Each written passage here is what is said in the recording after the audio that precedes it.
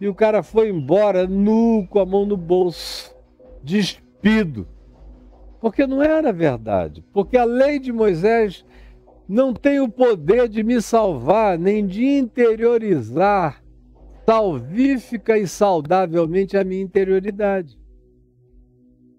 Porque, como diz a Escritura, nenhum de nós é salvo pela prática da lei, porque nenhum de nós praticou a lei inteira, nem fora nem dentro.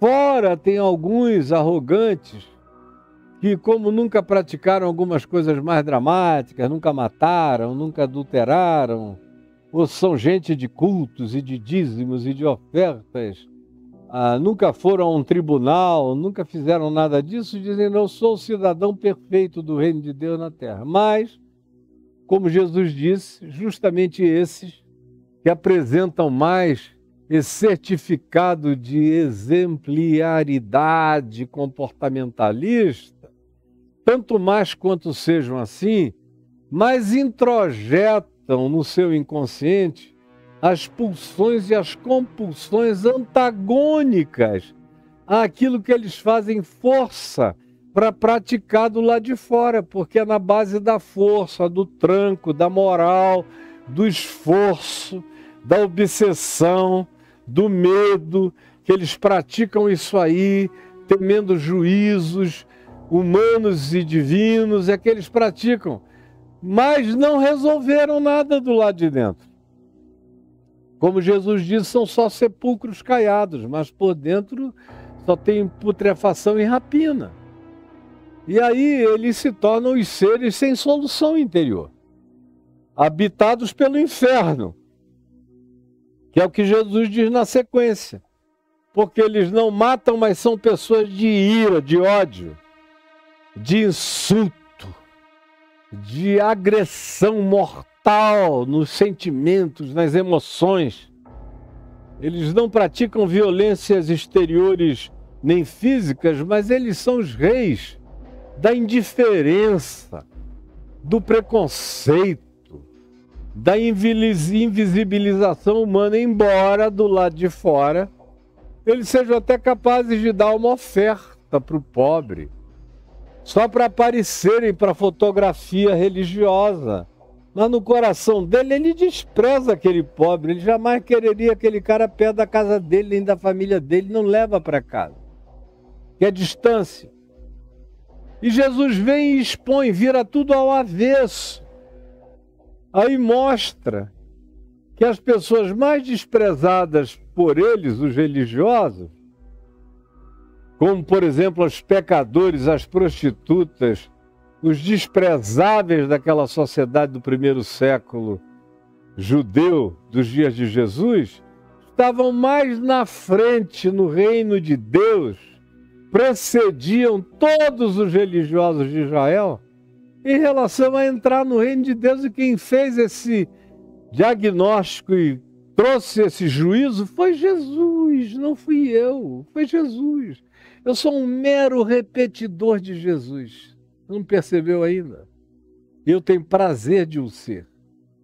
Pois bem, aí ele prossegue e fala a mesma coisa do adultério. Não é só para fora é fácil. Você toma uma decisão, eu tenho milhares de pessoas conhecidas que nunca adulteraram do lado de fora. Mas são as que mais me procuram no particular, pastoralmente, me contando das suas lascívias, suas luxúrias, seus desejos, seus tesões, suas masturbações, suas aflições, suas compulsões, suas taras veladas, seu desejo de, se possível, se houvesse uma permissão sem juízo, eles pegariam todo mundo, como dezenas e centenas já me falaram. E você sabe disso, você é um deles. Então vem Jesus e vai chamando essa interiorização. E sobre o adultério, eu falei anteontem, está tudo gravado aí no YouTube. E aqui no meu Instagram também.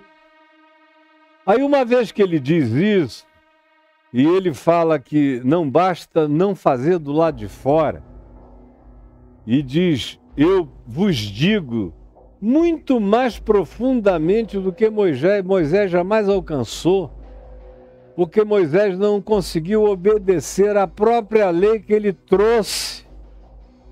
E as coisas que ele obedeceu do lado de fora não tiveram necessariamente correspondência absoluta para o lado de dentro. Do lado de dentro ele cobiçou, ele desejou, ele extravasou. Até o irmão dele, Arão, e a irmã Miriam ficaram zangados com ele, porque ele viu uma mulher africana gostosa, deliciosa, chamada de Cusita, porque ela pertencia à população, à nação de Cus. E ele ficou fascinado pela mulher, estava longe da esposa dele, filha de Jetro, e aí resolveu pegar mais uma mulher para ele. E isso gerou um problema familiar, que terminou de maneira meio catastrófica.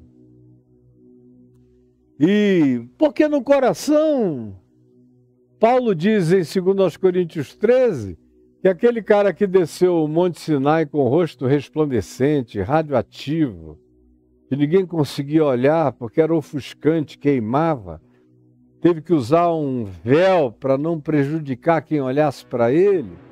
Com o passar do tempo, aquela radioatividade, aquela luz foi desvanecendo. Como tudo mais na vida de Moisés foi desvanecendo, mas ele manteve o véu na cara, agora, já no fim da vida, para que o povo de Israel não percebesse o seu estado de desvanecência. É o que Paulo diz. E não somos como Moisés, que cobria a cara com véu. A nossa é bem para fora. É na luz da vida. Não temos medo de mostrar nenhuma desvanecência, nem nenhuma humanidade, porque nós não somos santificados por nenhuma pseudo-santidade exterior. Nós botamos a cara do coração para fora para sermos transformados segundo a imagem de Cristo Jesus, todo dia nessa operação mutante e crescente do Espírito Santo. Segundo aos Coríntios 3, leia lá, porque esbofeteia a cara, até de quem não sabe ler, não é possível, está lá, para você. E aí, a gente chega no verso 29, foi onde eu parei, anteontem, e disse que eu ia prosseguir, falando, que está escrito aí na descrição do vídeo, que tem a ver com traição, e tem a ver também com autopreservação. Porque depois de falar disso, e de dizer que isso e desse mandamento, todos nós vivemos uma situação de inescapabilidade quanto à sua transgressão, todos nós transgredimos esse não adulterarás que Jesus chamou para as subjetividades do coração, não tem bom, nunca houve nem haverá. O único que viveu isso e perguntou: quem de vós me acusa de pecado? Era aquele que, acerca do príncipe deste mundo, do príncipe da potestade do ar, do príncipe dessas confederações de seres espirituais do mal, que são organizados porque Jesus nos ajudou a entender as políticas de Satanás, quando disse que Satanás não se divide contra Satanás, e aí isso traz implicações de compreensão espiritual extraordinária, mas que um dia eu vou explicar. Pois bem, quando Jesus diz isso, ele também diz: aí vem o príncipe deste mundo e ele nada tem em mim, nada, ele não tem uma unha, não tem uma cutícula, não tem beirada, não tem alça em mim, porque ele foi o único que passou por esse mundo incólume, fora e dentro. Embora o escritor de Hebreus nos diga no capítulo 2, no verso 14, que ele foi tentado, Jesus, em todas as coisas, a nossa semelhança, mas sem pecado. Em todas as coisas, mas sem pecado, fora e dentro. É o único que podia dizer: está pago. Como eu já falei recorrentemente, o Apocalipse 5 diz que ele é o único no céu, na terra e debaixo da terra, e em todas as camadas dimensionais de todas as criaturas existentes no universo e nos multiversos, com a dignidade de desatar o selo do livro da história até nos levar a esse lugar de consumação bem-aventurada e absoluta. Ele é o único digno. É o Cordeiro, é a cruz, é o Cordeiro como havia sido morto. Aí, uma vez que isso está compreendido, essa internalização, essa interiorização, que obediência não tem a ver só com exterioridades, mas com a educação da consciência, da emoção, do sentimento, o alinhamento de pensamentos, sentimentos, emoções, caráter, produzindo atitude e comportamento. É essa alinhamento que tem que ser buscado por todos nós que queremos crescer com saúde espiritual, e essa é a insistência de Jesus. Aí ele diz: se você, todavia, é uma pessoa que descobre que tem um problema intrinsecamente poderoso em relação a isso, então eu recomendo a você uma disciplina drástica. Presta atenção. Então eu recomendo a você uma disciplina drástica. Olha qual é a disciplina que ele recomenda a respeito disso. Ele tinha falado de aquele que olha com olhar impuro no coração, já adulterou. Aí, verso 29, na sequência ele diz: se o teu olho, você que não consegue segurar o teu olhar, e o olhar não é o globo ocular, é a interpretação mental, emocional, espiritual, portanto interior. Esse olho do qual ele está falando não é o olho físico. Eu não enxergo com o olho físico, isso é só uma lente. Eu enxergo com o meu cérebro. E o que eu projeto no que eu enxergo é aquilo que o meu cérebro produz em relação ao que eu atavio as realidades que eu enxergo. O que eu enxergo é neutro. Ele se torna alguma coisa pela minha projeção de olhar, por causa daquilo que eu, tendo no coração, projeto sobre a coisa. Aí pode ser algo que faça aquilo virar só uma beleza linda, contemplável, com pureza, ou pode ser alguma coisa que me coloque num estado de desejo concupiscente, compulsivo, enlouquecido, tarado, adoecedor, que vai tirando toda a minha solução interior e produzindo o que Paulo chama de dissolução, que é a perda da solução do ser. Aí ele diz: se esse é o seu caso, em qualquer dos casos, onde a objetividade em você tem que ser tratada na subjetividade mais profunda, porque é aí que você tropeça o tempo todo. E tanto mais quanto você se jacte de ser o bonzão nas exterioridades dessa prática, mais doente você vai ficar por dentro, como todo fariseu. Então ele diz: se o teu olho, e eu já disse o que é o olho aqui, que não é o globo ocular, é a tua mente. E ele diz: se o teu olho direito te faz tropeçar, e é interessante porque o lado direito do cérebro é justamente, hoje em dia, a gente sabe pela neurologia, onde são elaborados todos esses elementos vinculados à poesia, desejo, estética, prazer. É engraçado que Jesus diga o teu olho direito, porque não apenas o teu olho, mas ele diz o direito, embora eu não creio que ele esteja querendo nos dar aqui uma aula de neurologia cerebral, mas coincidentemente é assim. Se o teu olho direito, o olho considerado o olho da destra, se o teu olho direito te faz tropeçar, arranca-o. Arranca-o, isso é drástico. E interessante, nos mosteiros do cristianismo medieval, na Idade das Trevas, teve uma quantidade enorme de monges alucinados que não resolveram seu próprio inferno, se retiraram da sociedade, mas se tornaram os caras mentalmente mais poluídos do mundo. E aí, alguns arrancaram os olhos, alguns se cegaram mesmo, para não quero mais ver essas mulheres. Deixaram de ver? Não, elas não eram vistas do lado de fora.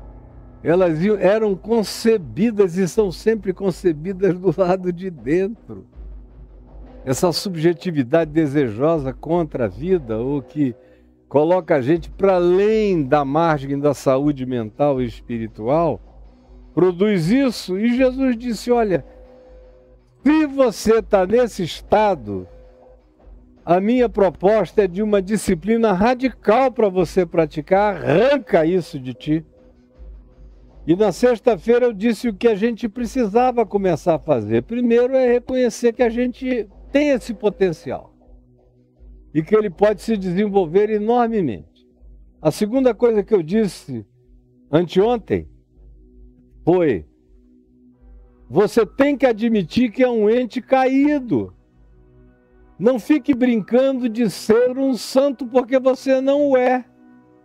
Você é, no máximo, um pecador santificado na graça de Jesus, mas por conta própria você não é nada. E tanto mais quanto você se jacte de ser uma pessoa exemplar, o rei do exemplo, o rei da santidade, das exterioridades, mais doente psíquica e emocionalmente você vai ficar, e mais cheio dessa compulsividade ficará o seu inconsciente.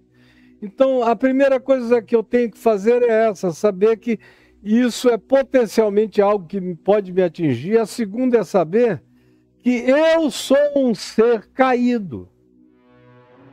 E a terceira coisa é saber que o melhor de nós tem que lidar com todo cuidado, todo carinho, toda vigilância, toda atenção em relação a isso, porque surpresas podem acontecer todos os dias da nossa vida. Ninguém fica tão velho que possa dizer, eu passei dessa fase. Não é verdade em ninguém. Na vida de ninguém. A gente tem que se vigiar em tudo isso. Em relação a não odiar, não matar na subjetividade, a não adulterar na subjetividade. E aí Jesus dá esse conselho radical. Arranca. Lança-o de ti. E tem gente que frequentemente tem que tomar posições mais radicais, como eu tive um dia na vida. Para mim, os meus olhos me faziam pecar com tanta facilidade, e não eram os meus olhos. O que eu olhava e desejava, eu já falei, eu ia em cima e normalmente eu pegava sempre. Mas quando eu me converti, eu falei para o meu pai, esse é o meu maior problema, pai. Esse é meu vício. Não é nenhuma droga. Droga é a coisa mais fácil que tem para mim, é nunca mais usar nada dessas porcarias. Agora, essa atração, eram duas. Eu tinha, às vezes, uma ira que me dava quando eu era provocado e eu batia feio nas pessoas. Tinha aprendido a bater e batia bem. Embora logo eu me arrependesse, às vezes até chorasse pelo que eu tinha feito. E a segunda era essa lascívia, essa atração que o sexo oposto exercia poderosamente sobre mim. E eu fui pedir ajuda ao meu pai quando eu me converti. O que eu faço, pai? Aí ele disse, meu filho, a gente tem que deixar de alimentar essa concupiscência. Você está dando comida para um pitbull que te habita, para um tigre feroz, para um leão insaciável, para uma besta fera. Você alimenta, ela cresce. É o que Paulo diz. Para mortificar as obras da carne. E para desenvolver e exercitar, ele diz em Romanos 8, abre em Romanos 8, do verso 1 em diante. E para exercitar o pendor na outra direção. Que não é uma coisa imediata, é um processo de exercício desse outro pendor. pendor mental, pendor de raciocínio, pendor de escolha do que eu mantenho na mente, não alimentando os temas da minha corrupção interior, ao contrário, arrancando-os e alimentando a dimensão da minha interioridade com aquilo que é bom, puro, santo e justo, buscando as coisas lá do alto e me alimentando dessas que fazem de mim um ser humano que pode ter o coração aberto e visibilizado por todos os homens e mulheres sem medo e sem culpa. Primeiro, porque eu estou justificado e perdoado em Cristo Jesus, e em segundo lugar, porque é possível você ir desenvolvendo uma tendência à medida em que você vive, onde essas coisas vão caindo em estado de eliminação. Elas não morrem totalmente nunca, mas elas ficam num estado de nulidade não perturbadora na interioridade da gente. Eu te digo isso como testemunho pessoal. Não é nada que eu li em qualquer livretinho devocional, é o que eu tenho para te dizer da devoção da minha existência e da aprendizagem disso todos os dias na minha vida. É possível você arrancar isso de você. E não é só é possível, mas é um processo e é um exercício, é uma escolha e é uma decisão. E Jesus diz que é uma escolha. Se o teu olho direito te faz tropeçar, ele diz, arranca-o. Não é como a maioria de vocês ficam dizendo, ó Deus, tire isso de mim. Jesus não mandou fazer essa oração, tire isso de mim. Não, todas as coisas que estão em mim, Jesus mandou que eu tirasse. Resolve o teu inferno, resolve o teu ódio, resolve a tua impureza e lascívia, arranca tu. Ele me deu esse poder de fazer isso. Por isso eu nunca fiz essa oração, Senhor, não deixa que a concupiscência me alcance. Senhor, ajuda-me e tira isso para que não chegue em mim. Não, eu fico preparado para qualquer coisa a partir da minha natureza, sabendo que essas coisas não vêm de fora. Não vem de fora, não é nada fora que suscita isso. É o que me habita. É que, sendo provocado por alguma coisa que encontra essa identificação com a minha projeção perversa, cresce dentro de mim como potencial autodestrutivo. É por isso que Jesus diz: a responsabilidade é tua, arranca tu isso de ti. E Paulo usa a palavra pendor, tendência. E meu pai disse: vamos alimentar o teu espírito e deixar a tua carne passar fome. E ele me ensinou isso para exercício mental, espiritual, encher a minha mente do Evangelho. Foi o que ele começou a dizer: vamos ler a palavra, porque é pela palavra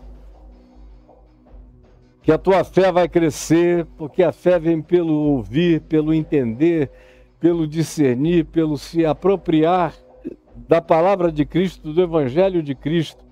É isso que dá densidade de fé a mim e que expande a minha consciência e que bota raízes profundas no âmago de Deus em mim e que me ajuda a cada dia a viver de maneira mais tranquilamente saudável. Esse é o ensino do Evangelho de Cristo e dos apóstolos. E ele diz que a responsabilidade é minha, o esforço é meu, a tentativa é minha, mas não é neurótica. Eu disse isso anteontem também, eu posso praticar isso, e só posso praticar isso quando eu estou livre da neurose culposa. Porque enquanto eu tento fazer isso no peito, na raça e na marra, como se eu fosse o meu auto-santificador, o meu auto-justificador, eu só aumento a compulsividade dessas coisas eclodindo de dentro de mim e eu pioro. Então, só gente perdoada é que consegue viver uma vida santificada.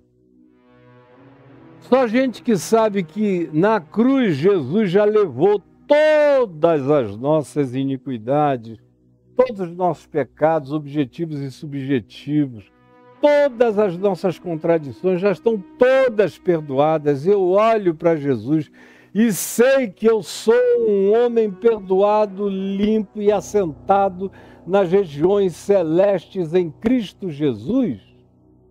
Só quando essa paz que me garante que nos melhores, nos piores dias, ou até no inferno, eu estou perdoado em Cristo Jesus, nas portas do inferno, ou em qualquer lugar eu estou. E isso ninguém arranca, ninguém tira, isso é inapagável. Ele jurou e não se arrependerá acerca da minha vida e a meu respeito. E me garante que quando eu sou infiel, ele permanece fiel, porque de modo algum pode negar-se a si mesmo, foi o que Paulo disse, escrevendo a Timóteo. Então, quando eu sei disso, eu tenho condição de olhar para mim sem culpa e enxergar qualquer bicho em mim e olhá-lo sem medo. E é só quando eu tenho essa condição de um ente perdoado pela graça é que eu posso fazer essa viagem terapêutica de pacificação do meu ser, de arrancamentos dessas coisas sem produzir angústia culposa, neurótica, aflitiva dentro de mim.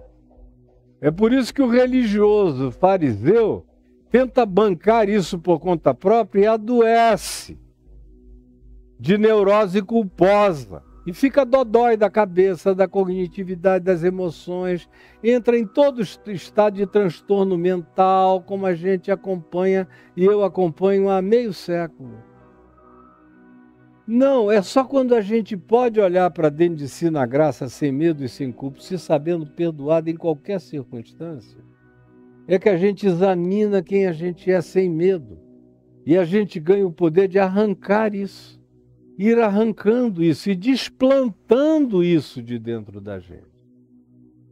Agora, esse arranca-o e lança-o de ti, tem que ter essa compreensão da graça do Evangelho e da operação do Espírito Santo na nossa subjetividade, de como o Evangelho trabalha não a nossa exterioridade, mas a nossa subjetividade, porque resolvido o coração, resolvido é o meu caminhar em qualquer chão.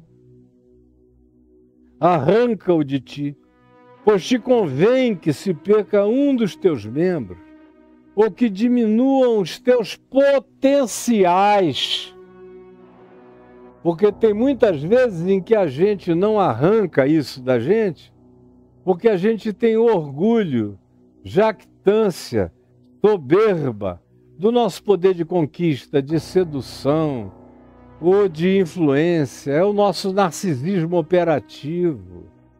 De modo que até para lidar com essa pulsão interior, que é cheia de camuflagens e de enganos, eu tenho que ter coragem de discernir a síndrome de Lúcifer em mim, esse narcisismo perverso que está presente em todos nós.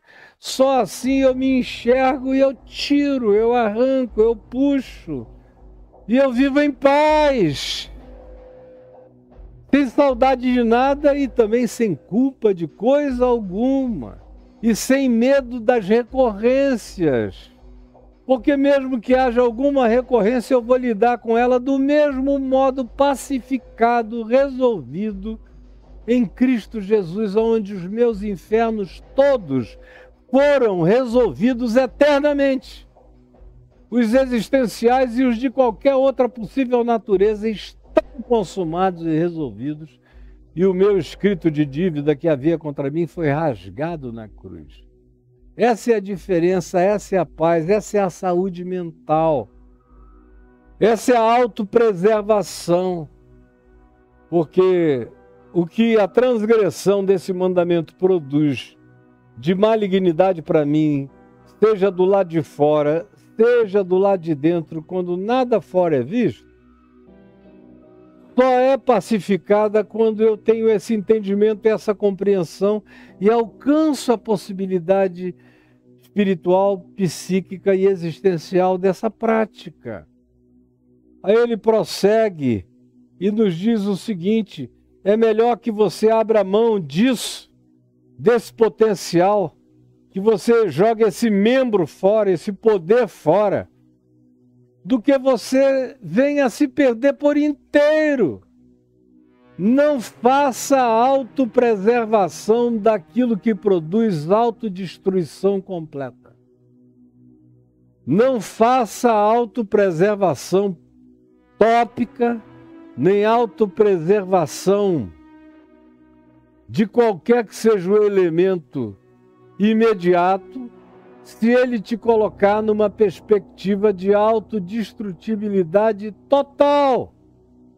É por isso que ele diz: corta um membro, mas preserva o todo. Diminui um potencial, diminui uma jornada, tira um determinado convívio ou alguns convívios, afaste-se de algumas coisas. Pode diminuir, às vezes, alguns espaços, e enquanto a pessoa não se fortalece, muitas vezes o caminho é esse, como foi o meu.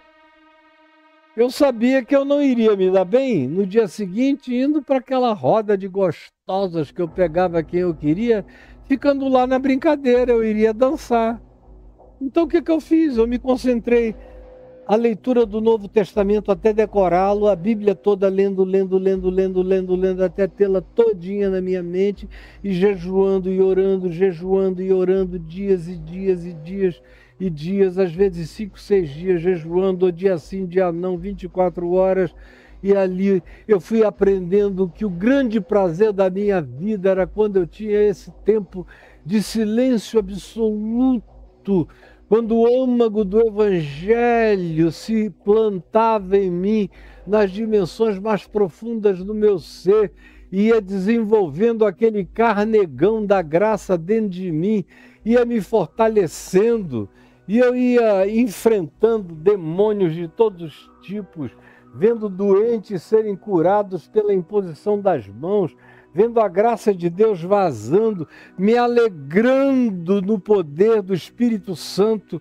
minando da minha vida, me deixando ficar seduzido pelas coisas sublimes e maravilhosas, tirando o meu olhar imediato do horizonte terreno, animal, mesquinho, medíocre e demoníaco da existência que vai do berço à sepultura e não tem mais nada para transcender, e me projetando para essas coisas que são as eternas, porque as coisas que se veem são temporais, mas as que se não veem são eternas.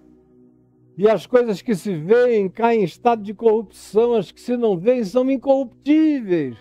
E aí eu comecei a almejar as coisas incorruptíveis e buscar incorruptibilidade para o meu espírito e não saciedade para a minha carne, entenderam?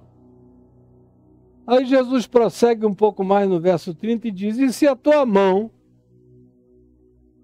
já aludindo aqui a matar, pegar uma faca, meter uma espada, dar um tiro, matar de bater, se a tua mão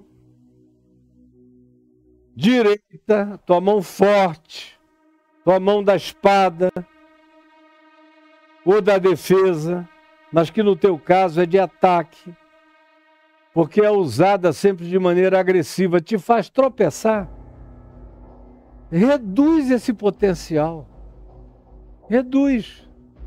Eu, por exemplo, que adoro jiu-jitsu e luta, artes marciais em geral, eu parei de treinar nos primeiros anos, porque eu via que quanto mais eu treinava, melhor eu ficava, e quando eu era provocado na rua, maior era a tentação de olhar para o cara. Ele podia ser grande e halterofilista, mas eu sabia que eu dava o pau que eu quisesse nele, que ele não tinha nem depois de muitas vidas a técnica que eu tinha e que a força dele ia se voltar contra ele.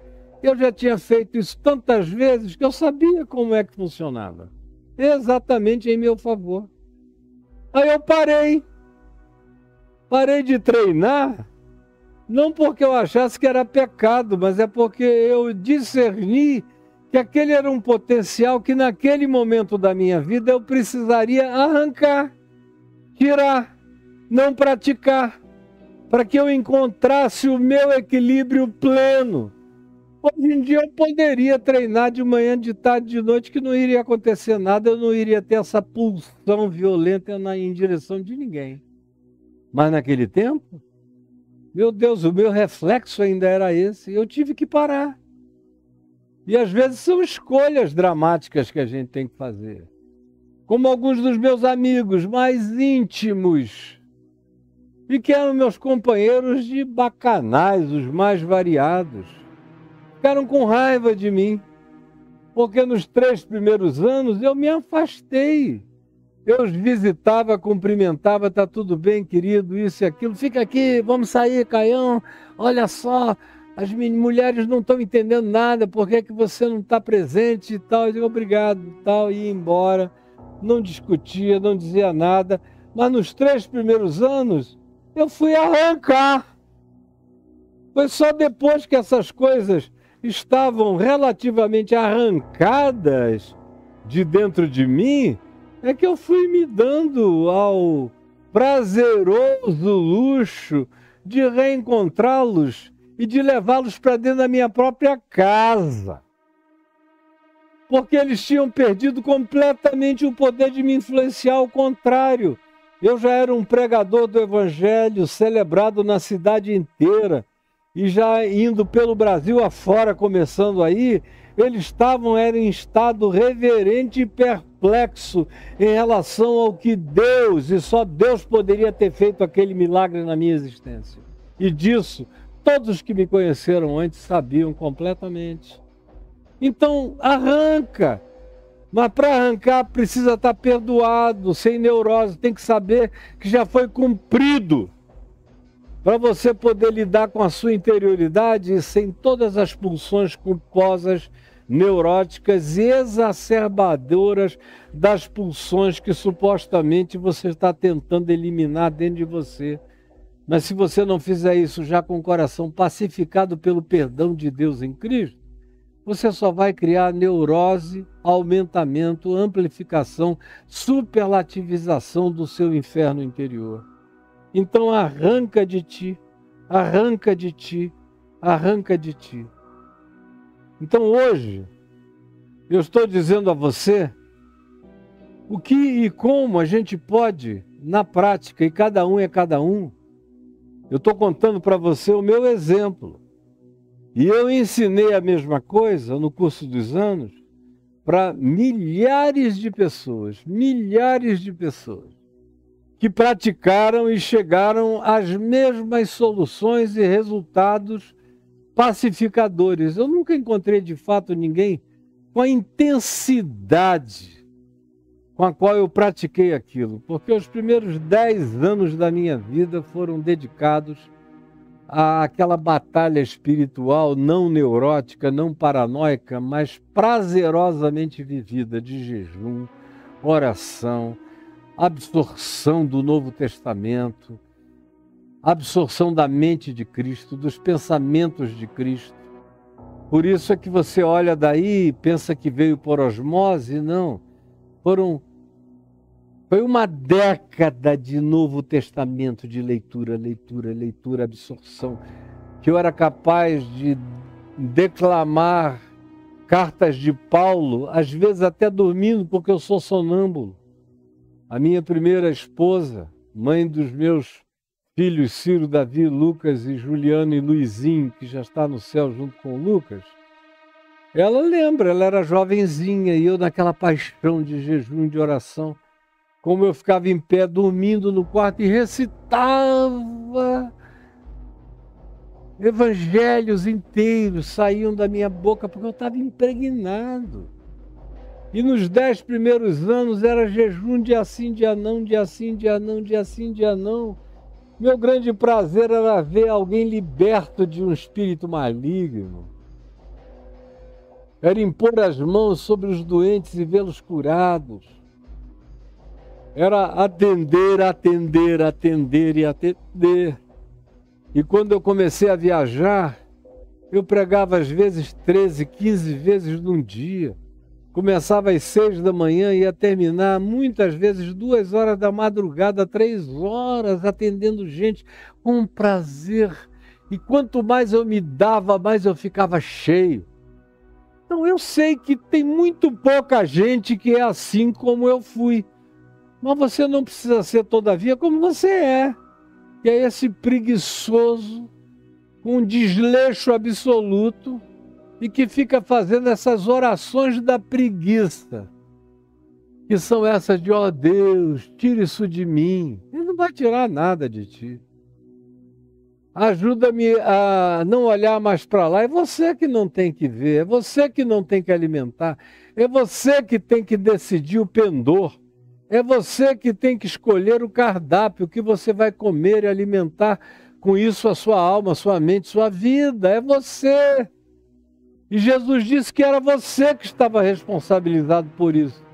E nos deu os meios de exercermos esse poder pessoal, que só funciona quando a gente já está perdoado. E o perdão ele já deu e garantiu que está cumprido.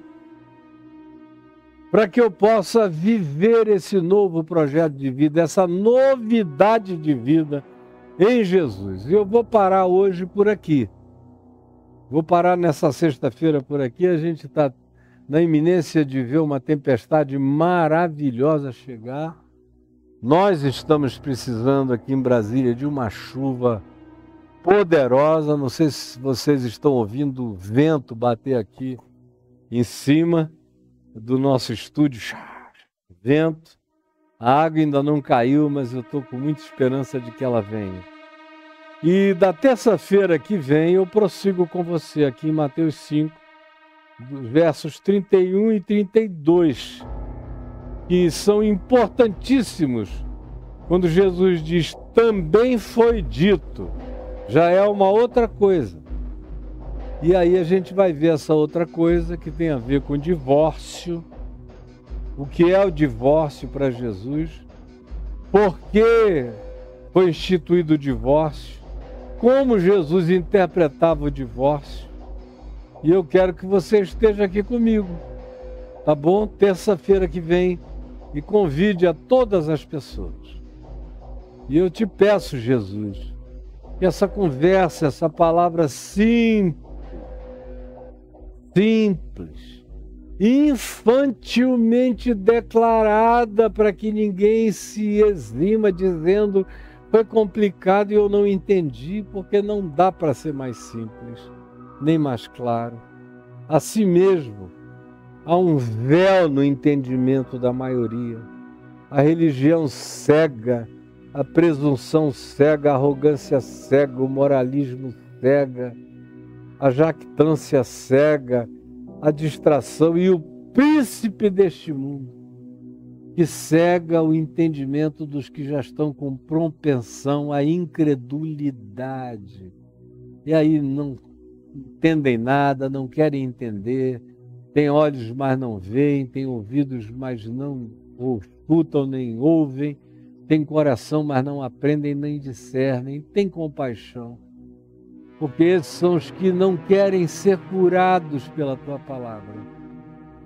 Mas eu te imploro que haja gente aqui querendo ver, ouvir, aprender, discernir, ser curada, ser transformada pelo poder transformador do Evangelho, que é o poder de Deus para a salvação, para a saúde, para a mutação da existência de todo aquele que crê.